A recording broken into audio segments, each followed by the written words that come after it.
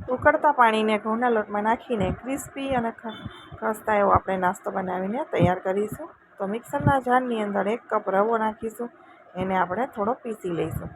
ત્યાર પછી 1 કપ ભરીને ઘઉંનો લોટ નાખીશું અને બંને વસ્તુને એકસાથે સરસ રીતે મિક્સરમાં પીસી લઈશું, જેથી એક સાથે સરસ રીતે મિક્સ થઈ જાય. કોઈ પણ મિક્સિંગ બોલમાં આપણે કાઢી લેવાનો છે. ત્યાર પછી એની અંદર ઉકાળેલું પાણી જે આપણે રાખ્યું છે એ નાખવાનું છે. તો પહેલાં આપણે પાણીને ઉકાળીશું. તો ગેસ ઉપર 1 ચમચી તેલ નાખી એની અંદર જીરું નાખીશું. જીરાની અંદર 1 ચપટી હિંગ, 1 ચમચી તલ, 1 ચમચી ચીલી ફ્લેક્સ. ગેસની ફ્લેમ પછી લો કરી દેવાની, જેથી મસાલા બળે નહીં. સાથે 1 કપ ભરીને પાણી નાખવાનું છે. બધું જ મેજરમેન્ટ પરફેક્ટ છે. આ રીતે બનાવશો નાસ્તો તો તમારો નાસ્તો પણ સરસ બનશે.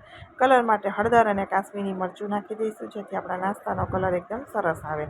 સાથે આપણે લીલી મેથી નાખીશું. મેથી ના હોય તો કસૂરી પણ તમે નાખી શકો છો અને લીલા ધાણા પણ અહીંયા નાખી શકાય. મેથીને આપણે સરસ રીતે મિક્સ કરી એકદમ પાણીને ઉકાળી લેવાનું છે. ઉકળતા પાણીને આપણે ઘઉંના લોટની અંદર નાખી અને ચમચાથી જ લોટ બાંધી લેવાનો છે. હાથ અડાડવાનો નથી, કેમ કે ગરમ પાણી નાખ્યું છે એટલે હાથ આપણો બળે. તો ચમચાથી જ લોટ બાંધીને તૈયાર થઈ જશે. એક્સ્ટ્રા પાણી નાખવાની કોઈ જરૂર નથી અને ફૂલ ડિટેલમાં વિડીયો ચેનલ ઉપર અવેલેબલ છે, ત્યાંથી પણ તમે જોઈ શકો છો. લોટ બંધાઈને તૈયાર થઈ જાય એટલે 10 મિનિટ માટે રેસ્ટ ઉપર રાખી દેવાનો છે, જેથી સરસ એવો સેટ થઈ જાય. સેટ થઈ ગયા પછી આપણે એને વણીશું. તો વણવા સમયે તમે તમારી ચોઈસ પ્રમાણે ગોળ પણ વણી શકો, સ્ક્વેરમાં, તમને જે પણ ગમતા હોય એ શેપમાં તમે વણી અને તૈયાર કરી શકો છો. તો અહીંયા ચોપિંગ બોર્ડ ઉપર મેં મોટો લુવો લઈ લીધો છે અને એકસાથે આપણે જાજો નાસ્તો બનીને તૈયાર થાય એટલે એ રીતે આપણે વણીને તૈયાર કરી દઈશું. અને મારે સ્ટ્રીપમાં બનાવવો છે એટલે હું સ્ક્વેરમાં વણીને તૈયાર કરું છું, જેથી આપણે વધારે કટિંગ કરવું પડે નહીં.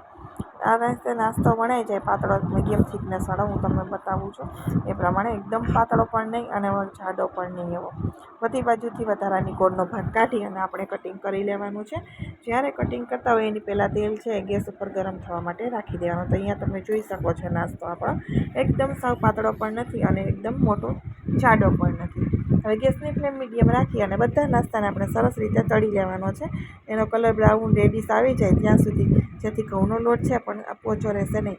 આ રીતે નાસ્તો બનાવી ડબ્બો ભરી તમે ચા સાથે મહિના સુધી ખાઈ શકો છો, બગડતો નથી. તમને મારી રેસીપી પસંદ આવી હોય તો મારી ચેનલને સબસ્ક્રાઈબ જરૂરથી કરજો. વિડીયોને લાઇક અને શેર કરવાનું બિલકુલ ભૂલતા નહીં.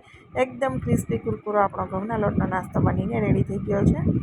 અને કોમેન્ટ બોક્સમાં પણ જણાવજો કે તમને નાસ્તો કેવો લાગ્યો છે.